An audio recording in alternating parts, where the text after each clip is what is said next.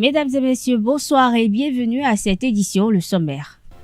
Le parti politique FCBE connaît une nouvelle démission. Il s'agit de Laurent Delors-Faton qui a décidé de tourner dos au parti près de 6 mois après sa suspension. Le chef de l'État Patrice Talon a reçu hier lundi 11 octobre le nouvel ambassadeur du Bénin près de la Russie à son cabinet. André Okunlola s'est prononcé à la sortie de l'audience. Les Flammes du Malawi se sont inclinées face aux éléphants de la Côte d'Ivoire lors de la 4e journée des éliminatoires de la Coupe du Monde Qatar 2022. À suivre dans cette édition, les moments forts de cette rencontre.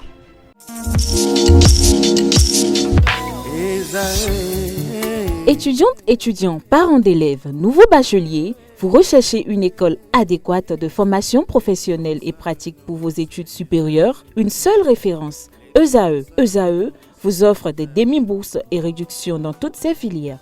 Waouh!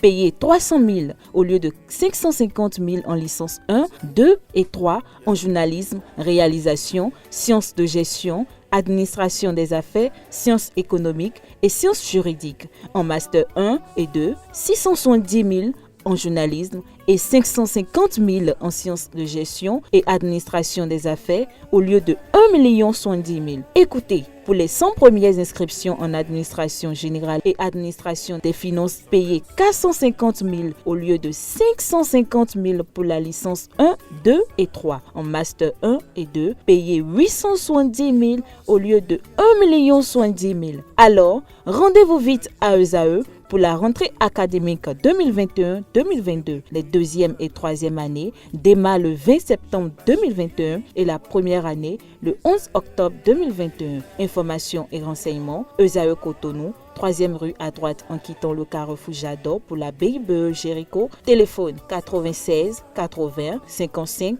11 ou 98 98 14 00 ou encore 90 93 65 21. ESAE, l'excellence à un nom.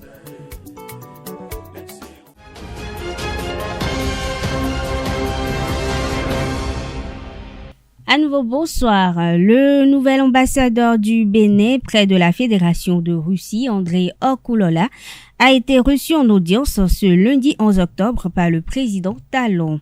Il a été introduit par son ministre de tutelle des Affaires étrangères et de la coopération. André Okunlola a été recueilli. Les conseils du chef de l'État a-t-il fait savoir à sa sortie d'audience. Pour plus de précisions, suivez-le au micro de nos reporters.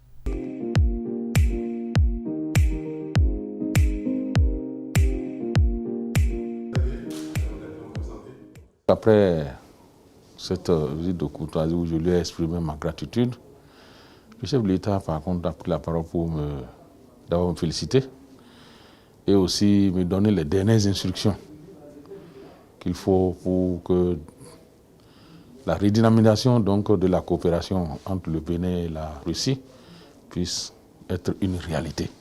Parce que ces derniers temps, donc, il y a eu une léthargie au niveau donc, de ces deux relations-là.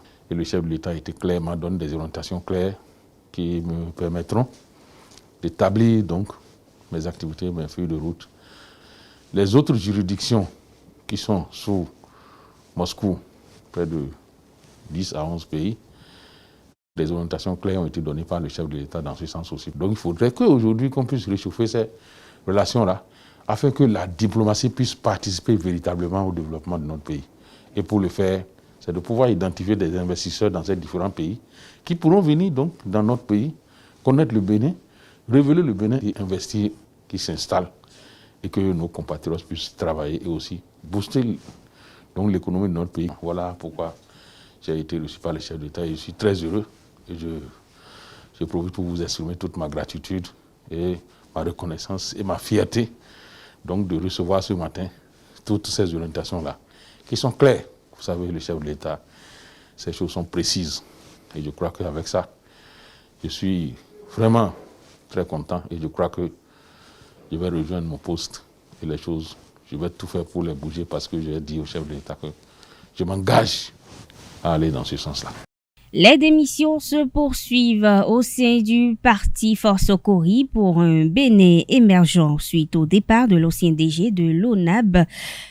C'est au tour du docteur Laurent Delors Faton de tourner dos au parti FCBE. Il a été suspendu jusqu'à nouvel ordre par décision numéro 10 en date du 3 février dernier, signée du secrétaire exécutif national Paul Rompé. Laurent Faton a été sanctionné par le bureau du dit parti suite à une série de déclarations jugées par les instances du parti comme mettant à mal la cohésion. La comptabilité reste une discipline de spécialité indispensable à la gestion de toute entreprise. Les jeunes entrepreneurs en ont besoin pour le développement de leurs activités, mais n'ont généralement pas les moyens de s'offrir les services d'un comptable. Pour répondre à ce besoin, les entreprises béninoises ont mis en place un logiciel dénommé IWO. Akonedro Agbonon a présenté les avantages de ce logiciel au Café Média Plus du vendredi 8 octobre dernier. Suivez-le au micro de Carles Kitome. Non, nous n'avons pas programmé la mort du comptable. Plutôt, nous voulons donner plus de travail au comptable. Je vous explique. IWO aujourd'hui en train de mettre les entrepreneurs dans le pot des vrais entrepreneurs et non plus des amateurs. Les vrais entrepreneurs, c'est celui qui arrive à maîtriser les contours de ses activités, les charges et les produits. Nous supprimons en quelque sorte les deals qui sont sous table, mais nous augmentons le volume du travail des comptables. Je prends un exemple. Nous avons une perspective, dans les prochains jours, il y a une sorte de caisse que nous allons mettre en place. Cette caisse, c'est pour les amateurs, ceux qui n'ont pas fait la comptabilité. Et ceux-là peuvent se loguer sur notre plateforme, c'est surtout pour les artisans. C'est-à-dire ceux qui n'ont pas été à l'école de la finance, mais qui sont dans le business. Les argentiers ne sont pas forcément ceux qui ont fait la finance. C'est ceux qui ont fait d'autres secteurs, mais qui ont brassé le secteur d'entrepreneuriat et qui veulent avoir de l'argent.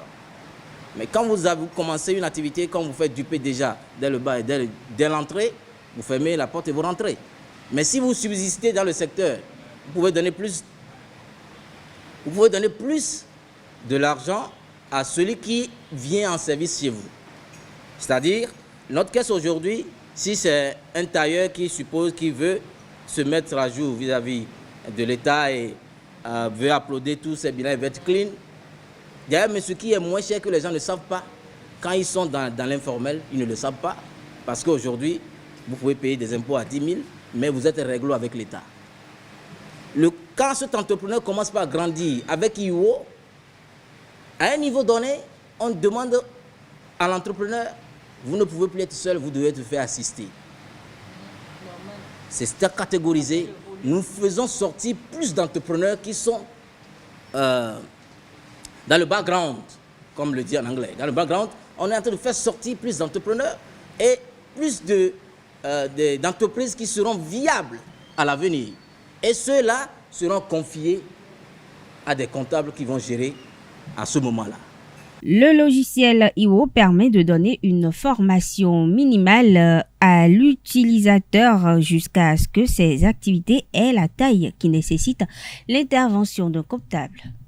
Parce que IWO va se permettre de faire des formations à des étudiants aussi qui vont pouvoir se loguer sur la plateforme et faire des assistances groupées pour les entreprises que nous pouvons les orienter comme des nouveaux agents, de nouveaux cabinets ambulants qui vont multiplier les affaires. Encadrer, c'est très primordial aujourd'hui parce que la fonction vitale d'une entreprise se retrouve dans le nerf de l'argent. C'est l'argent qui sort, qui rentre.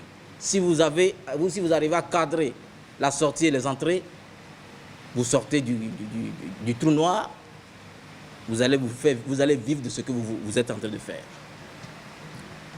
Voilà un peu ce que IWO est en train de se proposer pour les comptables. Ce n'est pas de tuer les comptables, non, c'est de proposer plus d'opportunités aux comptables aujourd'hui. Auparavant, il faut, si je prends mon cas précis, il faut aller faire des expériences dans les cabinets. D'ailleurs, même quand vous êtes au cabinet, on ne vous montre rien. Vous êtes là, regardez à faire... on vous cache tout. On vous cache tout parce qu'on se dit, déjà quand vous sortez, vous êtes des concurrents directs. Mais aujourd'hui, avec IO, avec une petite formation de base, puisque l'entreprise aujourd'hui n'a pas beaucoup d'argent pour appeler un comptable de venir travailler. Mais celui-là, comment il va faire? Mais il a besoin de suivre ses chiffres. Il a besoin seulement d'un caissier. Le caissier lui fait des entrées. Sa comptabilité est tracée. À un niveau donné, on dit, mais le caissier ne peut plus te souvenir parce qu'il y a des analyses qui sont derrière que le comptable, c'est le comptable seul qui peut le faire. Et ces analyses fiscales plutôt, ce n'est pas un amateur qui doit le faire, c'est un spécialiste du domaine pour ne pas se faire taxer par l'État et diminuer ses charges. Dans le cadre des activités marquant la 52e édition de la Journée mondiale de la Poste au Bénin, les postiers du Bénin ont donné un peu de leur sang ce mardi 12 octobre 2021 afin de sauver des vies. Organisée chaque année, cette opération humaniste vise à mettre de côté une cinquantaine de poches de liquide vital à disposition du Centre départemental de transfusion sanguine Atlantique littoral. Reportage signé Larios Adiaguno. Donner un peu de soi-même afin de sauver des vies. Cet acte citoyen, solidaire et généreux est ancré dans les habitudes des postiers béninois. Chaque année, à l'occasion de la célébration de la Journée mondiale de la Poste, la direction générale mobilise le personnel autour d'une campagne de don de sang. Nous nous sommes dit qu'il faut contribuer à ce qu'il y ait des sangs disponibles pour pouvoir faire les transfusions pour ceux qui en ont besoin. Et je voudrais profiter pour inviter tous les Béninois à le faire parce que c'est une œuvre très utile. C'est pour sauver des vies que nous le faisons. Donc chaque année, quand nous faisons la Journée mondiale de la Poste, nous organisons cette séance-là pour quand même mobiliser une quantité importante de poches de sang que nous remettons au centre. Tour à tour, les postiers des agences de Cotonou et environ se succèdent pour le prélèvement du liquide vital par les agents du Centre départemental de transfusion sanguine Atlantique littoral. Le sang humain n'a jamais été fabriqué, donc pour pouvoir sauver des vies, c'est une grâce pour nous que Dieu nous permette d'aller, de revenir, d'être en bonne santé. Donc je pense qu'il faut aider d'autres aussi qui sont dans le besoin afin qu'ils puissent être transfusés et voir leur vie sauvée également. Tous ceux qui se sentent aptes de le faire, qu'ils passent à l'acte sans réfléchir.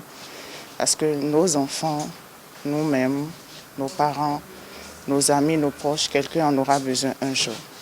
Organisée depuis quelques années, l'opération de collecte des poches de sang se fait en parfaite intelligence avec l'Agence nationale de transfusion sanguine.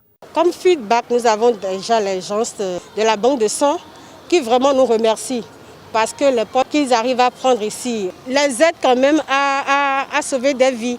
Donc c'est ce retour nous l'avons. Voilà, nous encourage à le faire chaque année. Du coup, quand nous les appelons systématiquement, ils viennent chaque année. À la fin de l'opération, la Direction générale de la Poste du Bénin entend mobiliser une cinquantaine de poches de sang pour le compte de l'édition 2021 de la Journée mondiale de la Poste.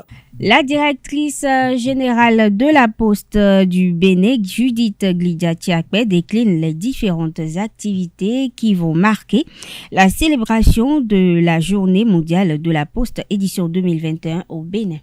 Dans un premier temps, je voudrais vous dire que cette année, nous célébrons la 52e journée mondiale de la Poste dans un contexte assez spécial que vous connaissez, caractérisé par la pandémie de la Covid-19.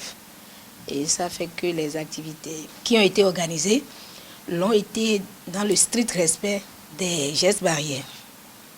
Dans un premier temps, nous avons ouvert une foire d'exposition commerciale de tous les produits de la Poste du Bénin depuis le 6. Cette foire va se tenir jusqu'au 15 prochain.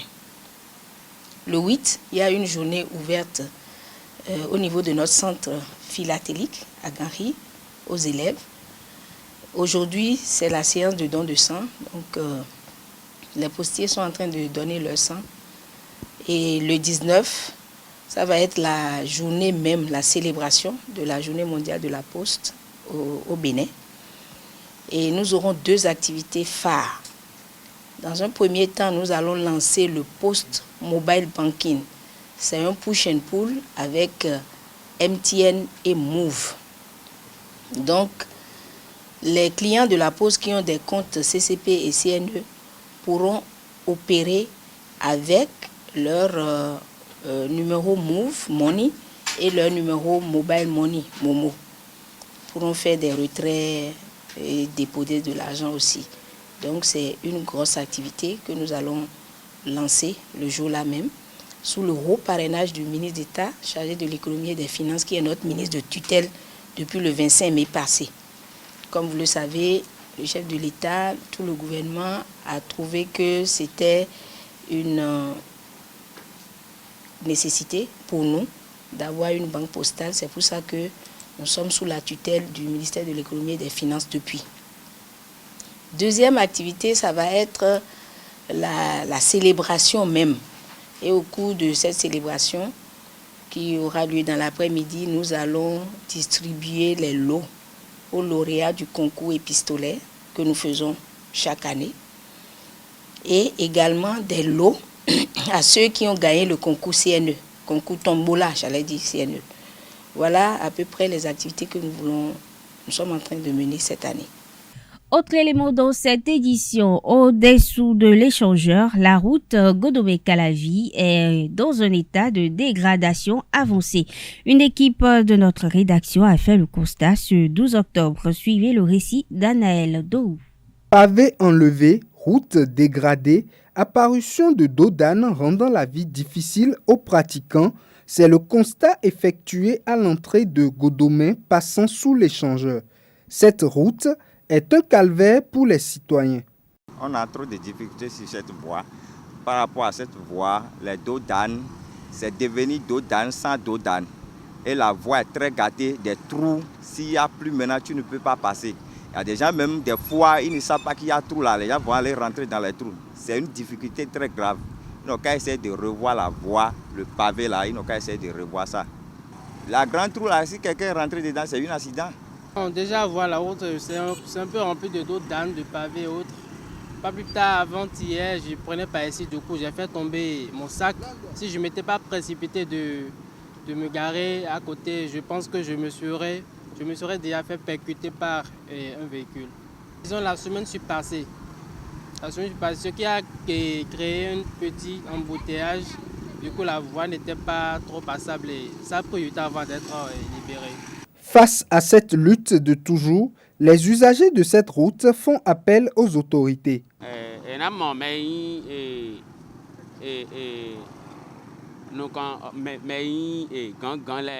Qu'on explique aux autorités l'état de cette route afin qu'ils nous apportent des solutions.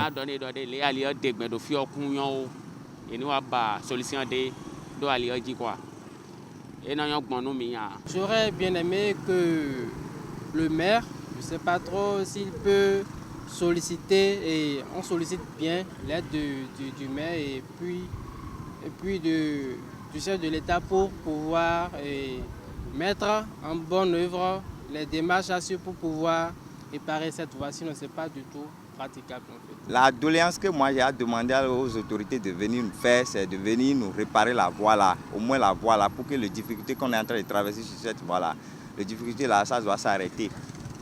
On les en prie beaucoup de venir essayer de voir la voie pavée là. Informés, les autorités sont appelées à la rescousse. À présent, suivez les actualités en RDC et en Somalie.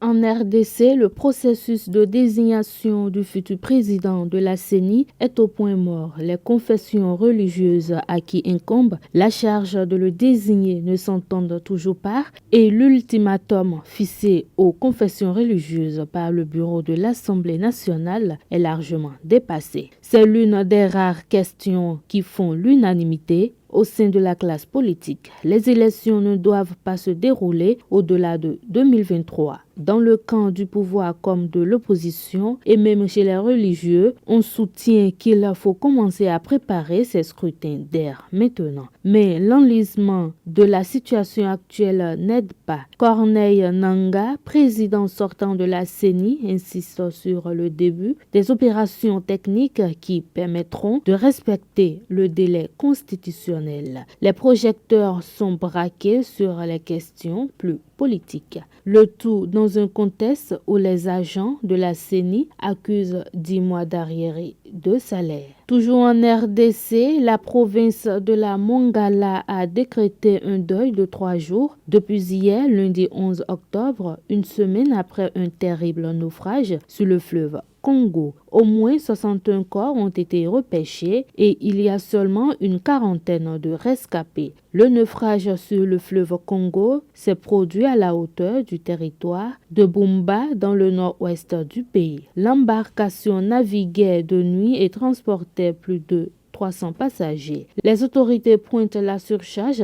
et le mauvais temps. Mais derrière un drame qui n'est pas le premier sur les eaux congolaises se cachent des pratiques dangereuses. Présente depuis 2007, l'action de l'AMISOM et ses 20 000 hommes arrive à expiration à la fin de l'année, mais elle devrait être prolongée pour combattre le groupe terroriste Al-Shabaab avec une composante militaire qui pourrait être élargie. Les Nations Unies et le gouvernement somalien ont jusqu'au 31 décembre pour accepter les propositions de l'Union africaine. L'organisation continentale suggère d'étendre et de prolonger les opérations militaires de l'AMISOM. Actuellement composée d'environ 20 000 hommes venus de 6 pays africains, cette force devrait recevoir du renfort. Mais l'Union africaine ne se contente pas d'observer un regain d'activité des Shabaab. Elle pointe aussi du doigt l'impasse politique à Mogadiscio.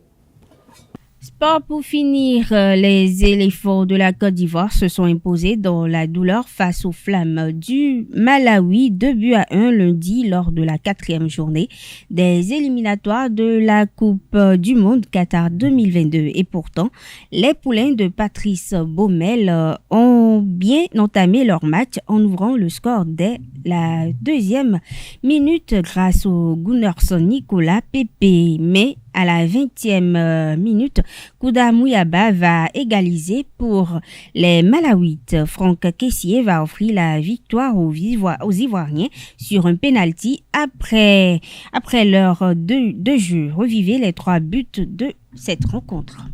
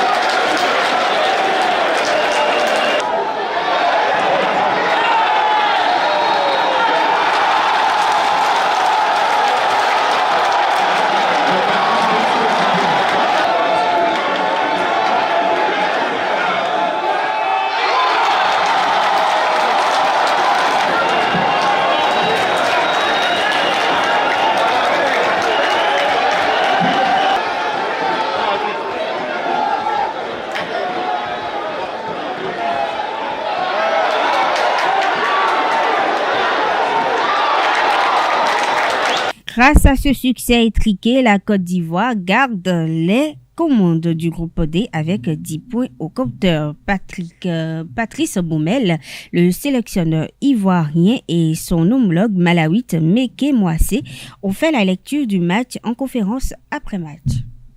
Au vu des 2 matchs, l'objectif était de rentrer avec 6 points, donc c'est chose faite. Mais je savais vraiment, c'est pas quelque chose que je vous dis, je savais que ça serait 2 matchs très très difficiles contre le Malawi. Tout me donne satisfaction et tout me donne des raisons de travailler chaque secteur de jeu en fait. C'est-à-dire que par moments, défensivement, on a été très solide. Par moments, au milieu de terrain, on a récupéré des ballons. Par moments, offensivement, on a fait mal à l'adversaire. Et au contraire, par moments, offensivement, on ne se trouvait pas. Par moments, au milieu, on était inexistant au deuxième ballon. Et défensivement, fébrile. Donc, je dirais que ces 2 matchs doivent nous servir de bonne base de travail. On a eu, il y a un mois, un gros match référence contre le Cameroun. Et je vais vous dire, je connais tellement mes joueurs, mais je les connais tellement que toute la semaine, je les ai alertés de ces 2 matchs. Non pas qu'ils ne l'ont pas pris au sérieux, loin de là, mais face à ces équipes comme le Malawi, qui courent beaucoup, qui ont des talents, qui jouent chaque ballon, par moment, on est surpris. Et c'est là où il faut qu'on progresse. On est surpris devant, on est surpris au milieu, on est surpris derrière. Donc c'est là où il faut qu'on progresse un petit peu si on veut rivaliser avec les plus grandes équipes en Afrique et dans le monde. Lorsqu'on regarde le 11 de départ, il est on va dire, séduisant. Mais voilà, il faut qu'on fasse plus mal encore parce qu'il y a un 11 de départ très, comme j'ai dit, séduisant et une profondeur de banc, donc on doit avoir un petit peu plus de maîtrise. I believe we have gone down fighting. It was a very tough match, but I'm very proud of my boys for the fighting spirit they have shown today. I hope it would have been different from the first match that we played. Il est satisfait du match, il aurait aimé gagner. Il est satisfait de ses garçons sur les 2 matchs. Il pense qu'il a fait un meilleur match aujourd'hui. We have shown great character in this great game. It's very unfortunate that we have considered those 2 goals, of which sauf que sur le penalty, il n'est pas sûr que ce soit un penalty, mais l'arbitre a décidé. C'est cela le football. Maintenant, il va regarder la suite. It was a little penalty because we also had penalty that we have denied, but all the same, I'm happy with the performance of the boys. Mesdames et messieurs, nous sommes à la fin de cette édition. Merci d'être restés à nos côtés. Agréable soirée à toutes et à tous.